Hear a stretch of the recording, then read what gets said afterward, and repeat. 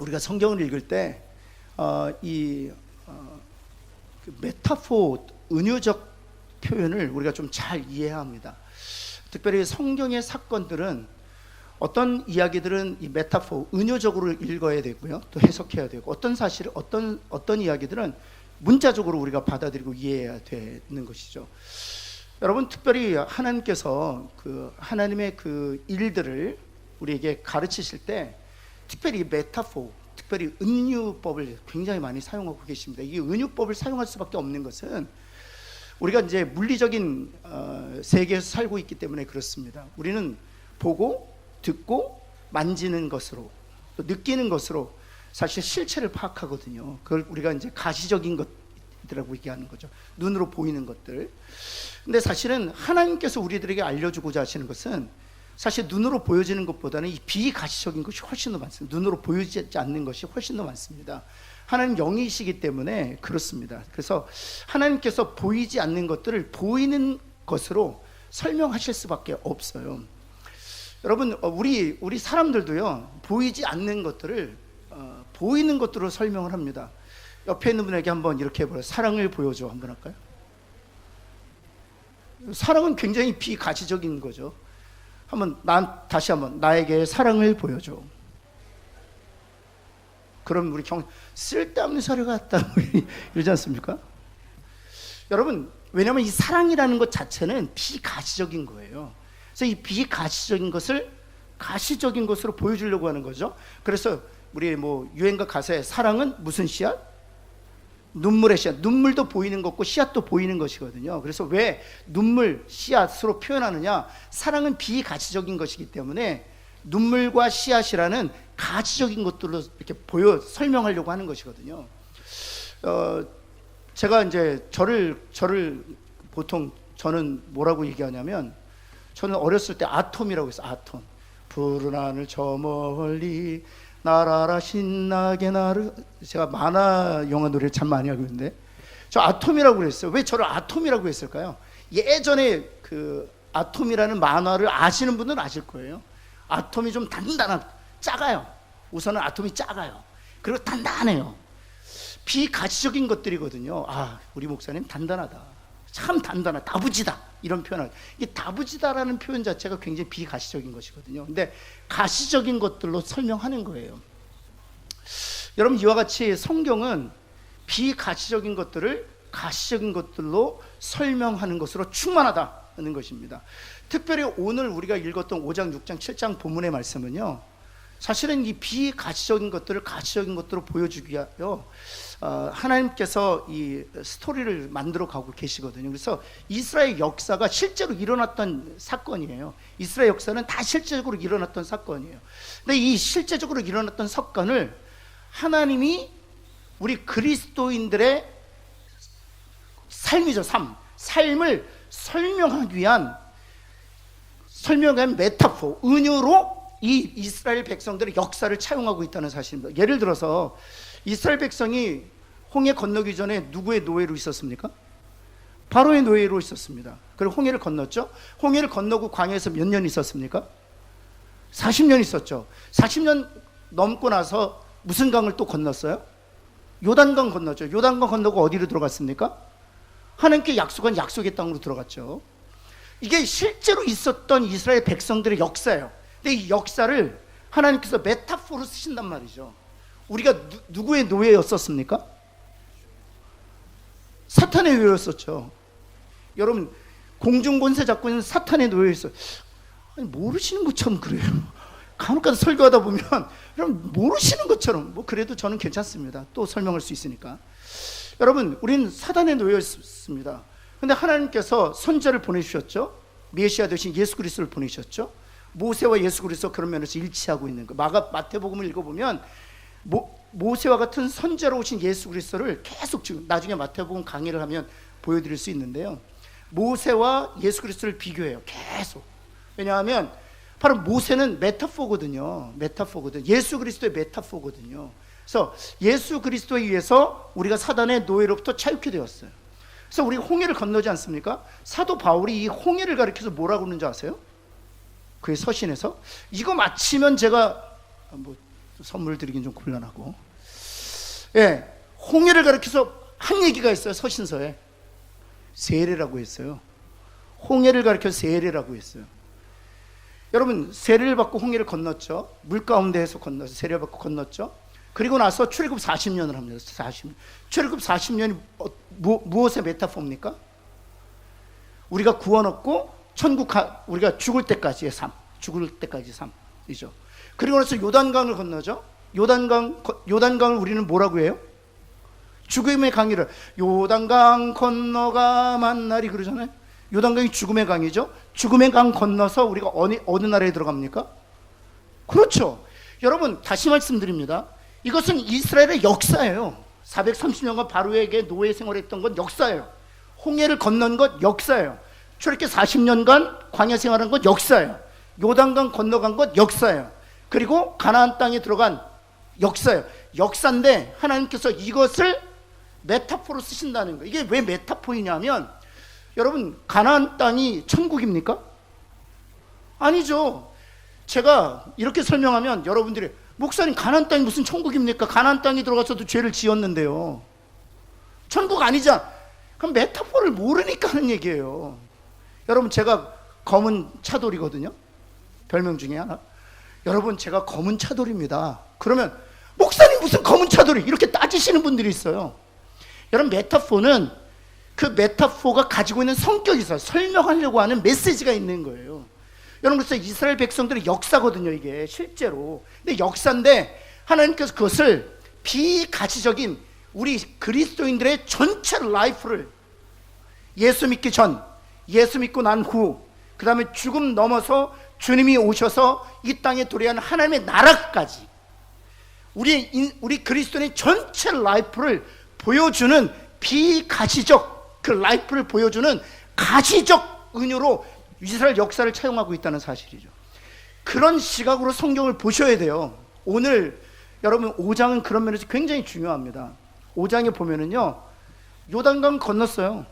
그리고 여리고성 앞에 두고 있습니다. 이제 가나안 땅에 들어가기 전이죠. 근데 가나안 땅 들어가기 전 하나님께서 이스라엘 백성들의 이상한 주문을 하십니다. 이상한 주문을 하십니다. 무엇을 주문하십니까? 무엇을 하라고? 할례를 행하라고 합니다. 요단강을 건넜어. 뒤에는 요단강이에요. 이제 다시 건널 수 없습니다. 앞에는 여리고성입니다. 신명기 9장 2절에 보면 그 성읍은 크고 그 성벽은 하늘에 닿았다라고 표현해요. 그만큼 이스라엘 백성들에게는 이 여리고성은 정말 초롱성이었습니다. 넘어갈 수 없는 장벽이었어요. 떡하니 버티고 있는, 여리고성을 넘어서야만 그 다음 예루살렘으로 진격할 수 있거든요. 여러분, 그래서 지금 사실은 이스라엘 백성들의 편에서 보면 갇힌 겁니다. 뒤에는 요단강, 앞에는 여리고. 그런데 하나님께서 여러분 이스라엘 백성의 할례를 행하라 말씀하시는 것이죠. 왜 할례를 행하라 말씀하시는가? 그리고 여기서 이스라엘 백성들이 가나안 땅 들어가기 전에 행했던 할례는 과연 무엇인가? 과연 무엇인가? 그리고 뿐만 아니라 할례를 다 마치고 나서 여러분 보여주면 군대 장관을 하나씩 보겠지만 군대 장관을 보내주세요. 이것이 다 무엇을 의미하는가? 이것이 사실은 이스라엘의 역사지만 이 역사를 성경의 기술함으로 인하여 우리 그리스도인의 비가시적인 우리의 라이프 자체를 보여주고 계시다는 사실이죠. 그래서 오늘 이 말씀을 보면서 함께 은혜를 나누고자 하는데, 첫 번째는 무엇인가 하면 예수님을 의지하면 심판과 사망의 벽을 넘어서 약속의 땅에 들어갈 수 있다는 거예요. 한번 같이 한번 읽어볼까요? 시작. 예수님을 의지하면 심판과 사망의 벽을 넘어서 약속의 땅에 들어갈 수 있습니다. 여러분, 첫 번째 보면 그리스도의 할례를 받아야 된다는 것입니다. 여러분, 골로새서 2장 11절 말씀 볼까요? 골로새서 2장 11절. 오늘 여리고성을 넘어서서 가나안 땅에 들어가기 전에 할례를 받으라 말씀하셨는데, 이 할례가 어떤 의미인가? 할례가 어떤 의미인가? 우리 한번 같이 한번 읽어볼까요? 시작.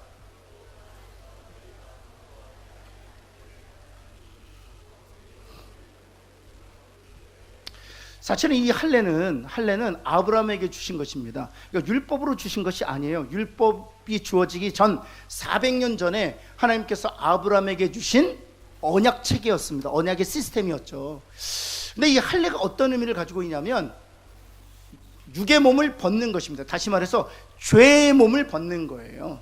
죄의 몸을 벗고 나 자신을 성결케 하여 하나님의 백성이 되게 하는 것, 이게 이제 할례 의식인 거예요. 근데 여러분, 이 할례가 실제로 어떻게 행해졌냐 하면 난지 8일 된 아기의 성기 표피를 자르는 것으로 실제적으로 행해졌습니다. 이 성기 표피를 자르는 행위는 무엇을 의미하느냐? 죄의 악을 잘라낸다, 그런 의미예요. 죄의 악을 잘라낸다. 그래서 이 아기를 구별하여 하나님의 백성으로 인치는 의식이었습니다. 이것이 바로 할례였어요. 근데 여러분, 이 할례는 무엇을 예표하느냐? 바로 이 할례를 바로 여리고성 넘어서서 가나안 땅 들어가기 전에 이스라엘 백성에게 행하라 말씀하시는 것이죠. 그렇다면 이 할례가 우리 크리스찬 모든 그리스도인들에게 어떻게 해당되느냐? 골로새서 다시 한번 보시면 2장 11절 말씀 보면 이 할례는 아브라함이 주신 약속의 할례, 그리고 2000년간이나 이 할례를 행했는데 이 할례는 다 무엇을 예표하느냐? 그리스도의 할례를 예표한다는 것입니다. 옆에 있는 분에게 가면 그리스도의 할례를 예표합니다 한번 할까요? 이게 굉장히 중요합니다. 굉장히.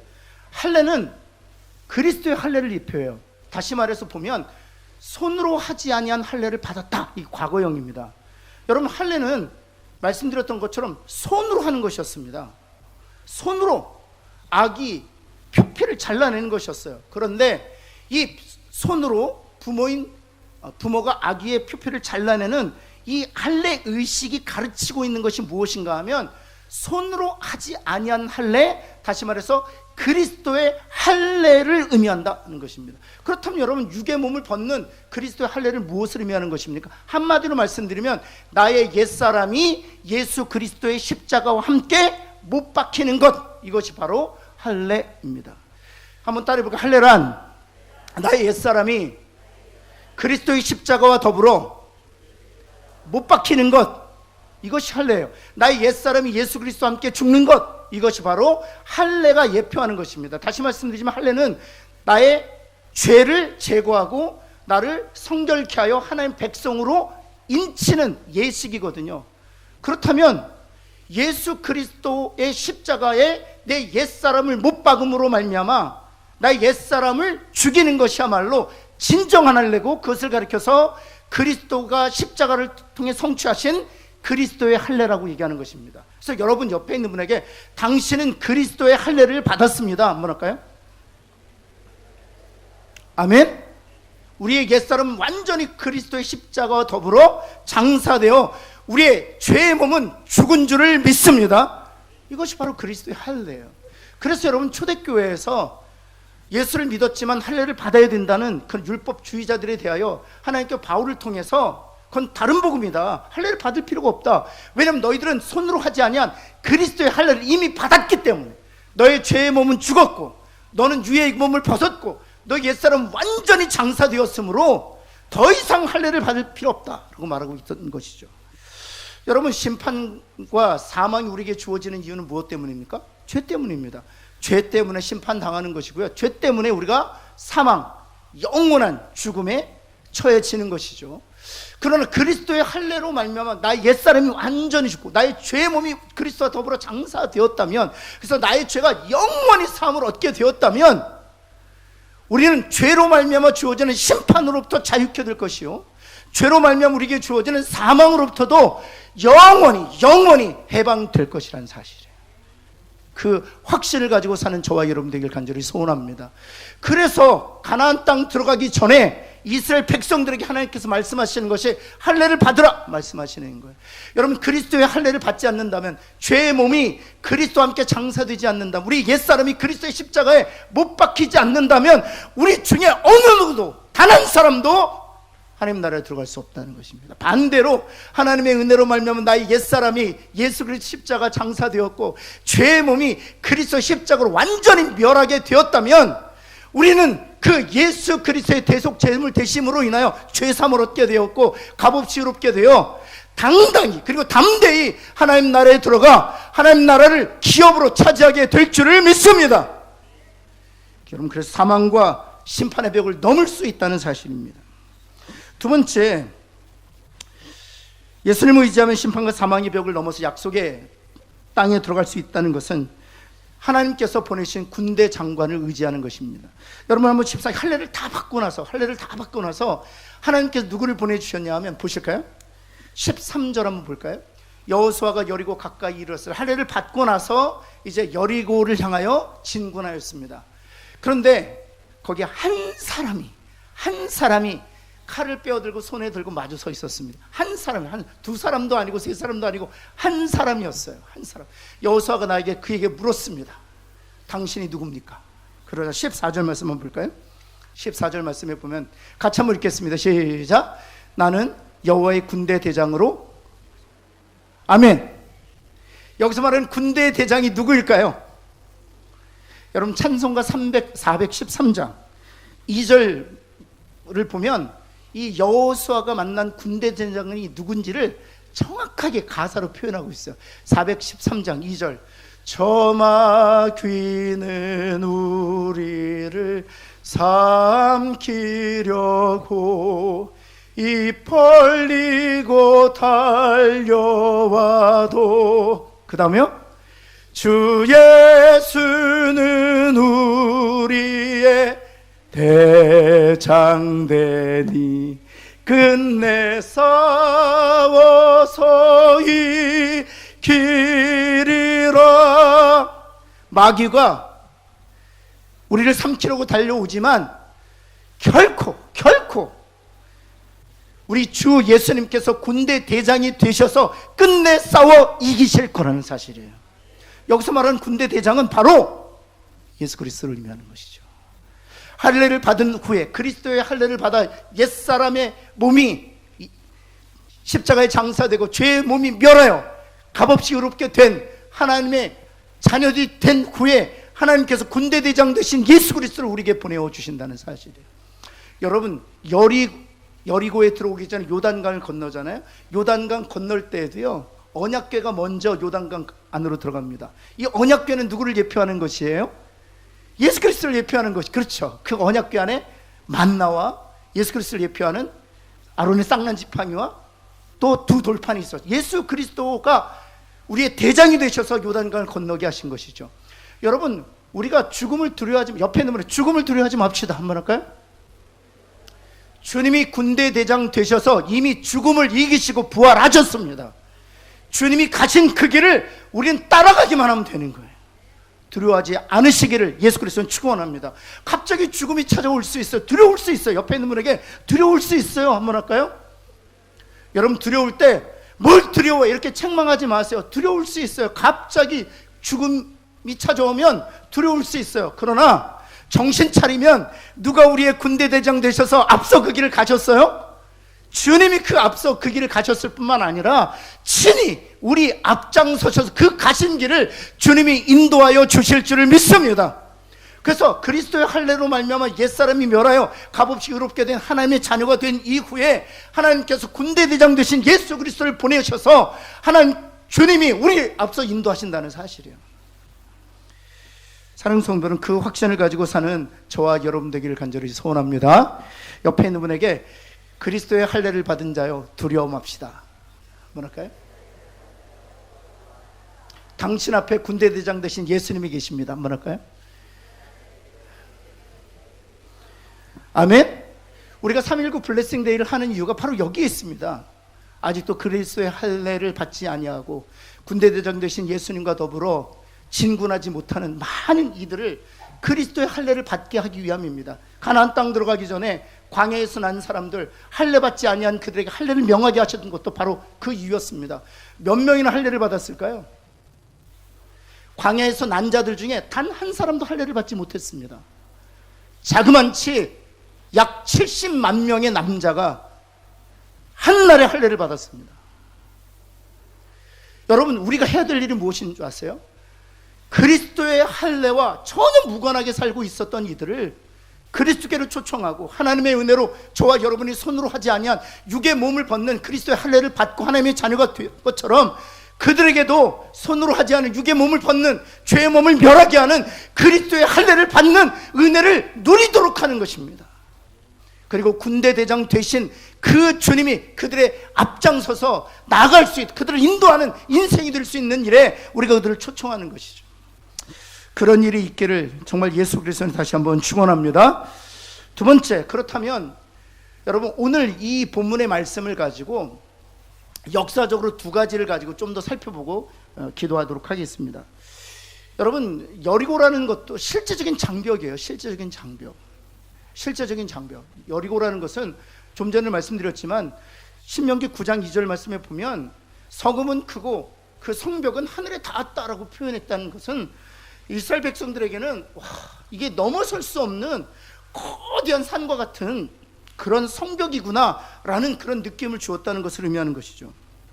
그때 5장 2절 다시 한번 볼까요? 5장 2절 한번 보시겠습니다. 5장 2절 무엇을 받으라? 이미 말씀드렸던 것처럼 할례를 받으라는 것입니다. 할례를 받으라.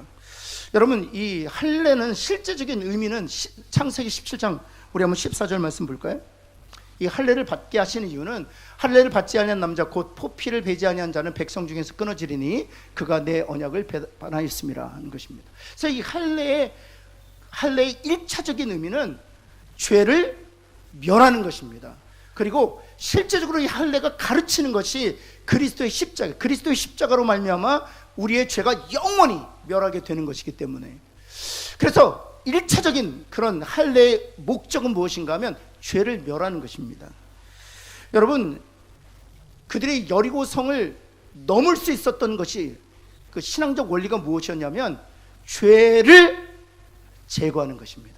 실제적으로 죄를 제거하는, 그리스도의 할례로 말미암아 우리가 죄사함을 얻은 값없이 의롭다함을 입은 하나님의 백성이 되었지만, 하나님의 백성으로 이 땅을 살면서 만나게 되는 수많은 장벽들을 우리가 어떻게 무너뜨리고 넘어설 수 있는가? 그 신앙적인 첫 번째 원리가 무엇인가 하면 바로 할례의 정신을 가지고 사는 것인데, 죄를 멸하는 것입니다. 실제적으로 내가 성결하게 사는 것이죠. 사랑하는 성도 여러분, 죄로 인하여 우리의 인생을 망친 적이 한두 번이 아니잖아요. 우리 옆에 있는 분에게 축복할 때 죄가 사라지기를 축원합니다. 뭐랄까요? 여러분 오늘 우리 찬양단에 우리 신혼부부팀이 많이 섰는데 얼마나 감사한지 모르겠어요. 젊은 부부팀도 쓰고. 여러분 우리가 제가 그 신혼생활할 때를 더듬어 보면 제가 전도사였지 않습니까? 제 아내를 어디서 만났을까요? 1번 중매로 만났다. 저를 보니까 중매 아니고선 결혼 못할 것 같잖아요. 두 번째 연애에서 만났다. 세 번째 중매도 연애도 아니다. 어쩌다 만났다. 네 번째 학교에서 만났다. 학교에서 만났습니다. 신학대학원에서 만났습니다. 한국에 있는 신학대학원에서 만났습니다. 그래서 제 아내도 전도사였어요. 중등부를 지도하는 전도사였습니다. 저는 고등부를 지도하는 전도사예요. 한 교회 전도사는 아니었어요. 저는 영은교회를 섬겼고 아내는 믿음교회를 섬겼었어요. 그래서 1학년, 2학년을 함께 다니다가 제가 3학년 때 미국으로 유학을 갔었는데, 여러분 그러니 전도사와 전도사가 만나지 않았습니까? 그리고 저희 가정은 목사 가정이고 저희 장인어른은 장로님 가정이고, 얼마나 신실한 가정에서 전도사 두 사람이 만났으니 그 신혼생활은 천국 같지 않겠습니까? 이렇게 전제를 많이 까는 이유를 아시겠죠? 여러분 지옥도 그런 지옥이 없었어요. 그런 지옥도 없었어요. 산이 많이, 여러분 그 이유가 뭐였을까요? 다 죄 때문입니다. 다 죄 때문입니다. 다 죄 때문입니다. 여러분 부모 자녀 사이도 역시 마찬가지입니다. 왜 갈등이 있습니까? 왜 다툼이 있습니까? 왜 반목이 있습니까? 다 죄 때문이에요. 여러분 우리 교회도 역시 마찬가지입니다. 여러분 옆에 있는 분 한번 보시겠어요? 옆에 있는 분 왼수들 아니에요? 왼수들? 여러분 우리가 싸우기 위해서 교회를 다니는 게 아니지 않습니까? 좀 더 우리가 좀 쉬운 말로 얘기해, 행복해지려고 우리가 교회 다니는 거잖아요. 옆에 있는 분에게 저도 행복해지고 싶습니다 뭐랄까요? 그런데 왜 이렇게 다툽니까? 왜 시기하고 질투합니까? 행복해지고 싶거든요. 우린 정말 사랑하고 싶거든요. 우린 서로 희생하고 섬기고 싶거든요. 근데 왜 다툽니까? 다 죄 때문이에요. 하나같이 다 죄 때문에. 담임 목사와 성도들 사랑하고 싶어요. 담임 목사도 성도를 사랑하고 성도님도 왜 그런데 왜 반목하고 갈등하고 다투냐 말이죠. 장로님과 안수일상 권사님도 역시 마찬가지입니다. 다 죄 때문이에요. 그래서 죄가 들어와서 그 죄 때문에 사망이 왔다, 그렇게 말씀하시는 거예요. 다 죄 때문이에요. 옆에 있는 분에게 당신 때문이 아니라 죄 때문입니다 한번 할까요? 그런데 또 이걸 가지고 합리화시키죠. 그것 봐, 나 때문이 아니래잖아, 죄 때문이래잖아. 실제적으로 죄 때문이야. 그 로마서 7장에 보면 내가 원하는 선은 행하지 않고 내가 원하지 않는 악을 행하는 것은 내가 아니요 내 안에 있는 죄 때문이다 라고 말하고 있어요. 그런데 우리가 그 말씀을 어떤 식으로 해석하냐면 부패하고 타락했기 때문에 나 때문이 아니라 죄 때문에, 그 죄에게 나의 책임을 전가한단 말이죠. 실상은 내 안에 있는 죄 때문이고 그 죄의 유혹을 받아서 실제적으로 죄를 짓는 것은 나거든요. 여러분, 그래서 여러분, 장벽을 넘어가기 위해서는 이 죄의 문제가 해결이 돼야 돼요. 장벽이 무너지기 위해서는 반드시 죄의 문제가 해결이 돼요. 이 갈등의 벽, 가정 안에 있는 부부 사이에 있는 갈등의 벽, 부모와 자녀들 사이에 있는 이 다툼의 벽, 여러분 어떤 것으로 해결되지 않습니다. 사랑하는 성도 여러분, 우리가 고통받고 있는 모든 벽들은 바로 죄의 문제를 처리할 때 무너지게 될 줄을 믿습니다. 할례 행했을 때 여리고성이 무너지는 거예요. 마찬가지예요. 여러분 옆에 있는 내게 이렇게 한번 축복할게요. 죄의 문제를 해결하면 벽이 무너집니다. 한번 할까요? 여러분 믿으십니까? 저는 확신이 믿습니다. 이사야서 59장 1절 2절 한번 볼까요? 주님께서 이사야를 통해서 이렇게 말씀하셨습니다. 한번 읽겠습니다. 시작. 여호와의 손이 짧아 구원하지 못하심도 아니요 귀가 둔하여 듣지 못. 여호와의 손이 짧아서 구원하지 못하심도 아니고 귀가 둔하여 듣지 못하심도 아니라는 것입니다. 그럼 왜 이런 일이 일어나게 되는가? 2절 말씀, 그 이유를 여호수아 이사야를 통해서 말씀하신, 같이 한번 읽겠습니다. 시작. 오직 너희 죄악이 너희와 너희 하나님 사이를 갈라놓았고 너희 죄가 그의 얼굴을 가리워서 너희에게서 듣지 아니하게 하심이라. 아멘. 여러분, 죄의 문제를 해결하면 벽이 무너지게 된다는 사실이에요. 우리에게 능력이 없어서도 아니에요. 스펙이 없어서도 아니에요. 어떤 물질이 없어서도 아닙니다. 죄의 문제가 해결되면 물질이 없어도, 능력이 없어도, 스펙이 없어도, 실력이 없어도 우리 앞에 있는 모든 벽이 무너지게 될 줄을 믿습니다. 여러분, 하나님께서 왜 다윗을 그렇게 기뻐하셨는 줄 아세요? 어디를 가든지 이기게 하시고 승리케 하신 이유가 어디 있는 줄 아세요? 다윗을 보면 수많은 벽들이 있었습니다. 골리앗이란 벽도 있었고요, 사울이란 벽도 있었습니다. 자신의 죄악의 벽도 있었습니다. 밧세바와 우리아, 자신의 죄악이라는 넘어설 수 없는 그 벽도 있었어요. 근데 하나님께서 보시면 다 그 모든 벽을 다 무너뜨려 주셨어요. 그 벽을 다 넘어가게 하셨어요. 왠지 아세요? 다윗이 이것을 알았기 때문이요. 시편 51편 3절 말씀 같이 한번 읽습니다. 시작. 물은 나는 내 죄가를 아오니.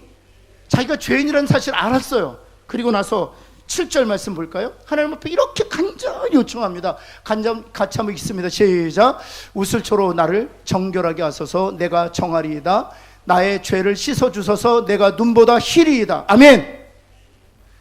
사랑하는 성도 여러분, 다윗은 자신이 죄인이라는 사실을 알았어요. 그리고 하나님 앞에 나아가서 간절히 기도했어요. 우슬초로 나의 죄를 정결케 하여 주시고 씻어 주옵소서. 내가 눈과 같이 희어지기를 원합니다. 사랑하는 성도 여러분, 죄의 문제가 해결되면 모든 장벽들 무너지게 될 줄을 믿습니다. 여러분, 두 번째 우리가 해야 될 일이 있다면 성령 충만을 유지해야 된다는 사실이에요. 우리 갈라디아서 5장 16절 말씀 한번 볼까요? 갈라디아서 5장 같이 한번 읽겠습니다. 시작. 내가 이르노니 너희는 성령을 따라 행하라. 그리하면 육체의 욕심을 이루지 아니하리라. 성령에 충만하면 자연스럽게 육체의 욕심은 제거되고 사라지고 밀려나간다는 사실입니다. 빛이 들어오면 어둠이 제거되는 것처럼 성령에 충만하면, 성령의 빛으로 충만하면 내 안에 있는 모든 죄의 그림자, 사망의 그림자는 자연스럽게 제거된다는 사실이에요. 사랑하는 성도 여러분, 기도하는 저와 여러분 되기를 간절히 소원합니다. 말씀을 마음에 두시는 저와 여러분 되기를 간절히 소원합니다. 기도와 말씀을 통해서 성령께서 내게 요구하시는 것이 있다면 즉각적으로 반응하는 저와 여러분 되기를 간절히 소원합니다. 그것이 성령 충만을 유지하는 비결이에요. 이렇게 죄를 고백하고 성령 충만을 유지할 때 우리는 비로소 모든 장벽이 무너지는 것들을 경험하게 된다는 사실입니다. 그리고 두 번째 한번 보실까요? 세 번째인데 큰 대지로는 장벽을 넘어서기 위해서는 하나님만을 의지해야 된다는 사실. 하나님만을. 옆에 있는 분에게 당신을 의지하지 않겠습니다 한번 할까요? 남편 의지하지 마세요. 저처럼 아내를 의지하지도 마세요. 당신밖에 없어. 아니에요. 여러분, 우리의 믿음의 대상은 오직 하나님밖에 없습니다. 한번 따라해볼게요. 믿음의 대상은 오직 하나님입니다. 그렇죠. 아멘. 그리고 옆에 있는 분에게 당신은 사랑의 대상입니다 한번 할까요? 옆에 있는 사람은 믿음의 대상이 아니에요. 여러분 한번 따라해볼까요? 오늘부터 저는 담임 목사님을 믿지 않겠습니다. 한번 시작. 제발 저를 믿지 마세요. 그냥 오늘부터 담임 목사님은 사랑만 하겠습니다. 시작. 예, 저를 믿으면 반드시 제 도끼의 발등이 찍힐 겁니다. 여러분, 우리의 믿음의 대상은 오직 하나님 한 분밖에 없는 줄을 믿습니다. 우린 사랑의 대상이에요. 여러분 5장 2절 한번 볼까요? 5장 2절. 하나님께서 할례를 행하라 말씀하셨을 때가 언제냐? 그때에 라고 이렇게 시작해요. 그때에 할례를 행하라 이렇게 말씀하세요. 그때에 할례를 행하라. 이때가 언제냐는 거예요. 서두에도 말씀드렸던 것처럼 그때가 언제냐 하면 여리고성을 앞에 두고 요단강을 뒤로 하고 있었을 때, 그때예요. 여리고성을 앞에 두고 요단강을 뒤로 하고 있었을 때, 그리고 할례를 행하라. 20세부터 60세까지 광야에선 모든 남정들을 할례를 행하라 라고 했습니다. 여러분, 혹시 여러분 기억하십니까? 세겜 땅에서 야곱의 딸 디나가 겁탈을 당하죠. 그래서 시몬과 레위가 세겜의 모든 아들들을 멸하기로 단단히 마음먹어요. 그리고 나서 그들에게 제안한 것이 하나 있습니다. 무엇을 받으라? 할례를 받으라. 왜요? 할례를 행한 이후에 그들이 칼을 가지고 가서 도륙을 합니다. 두 명이, 시몬과 레위 두 명이 칼을 들고 가서 세겜에 있는 모든 남자들을 다 도륙합니다. 그들이 어떤 하에 있었기 때문에? 할례 하에 있었기 때문에.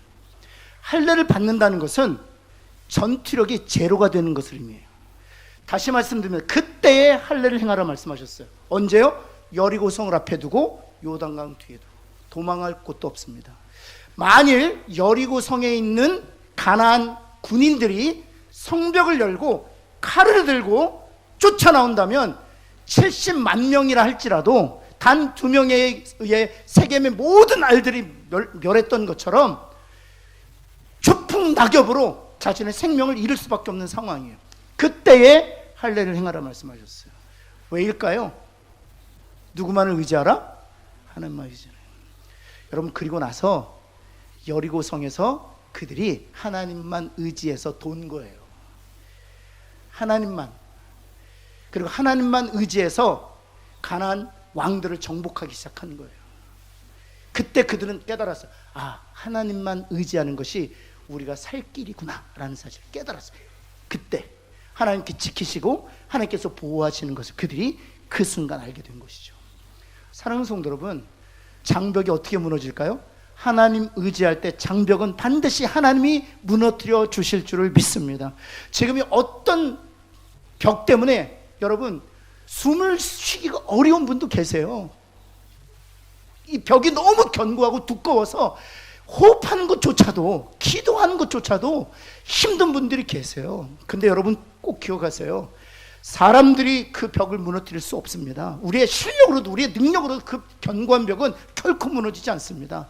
그러나 우리가 우리의 죄를 성결케 하고 성령 충만하고 더 나아가 하나님만을 의지하면 난공불락의 큰 산 같은 벽이라 할지라도 아무리 두꺼울지라도 단번에 무너지게 될 줄을 믿습니다. 기도하겠습니다.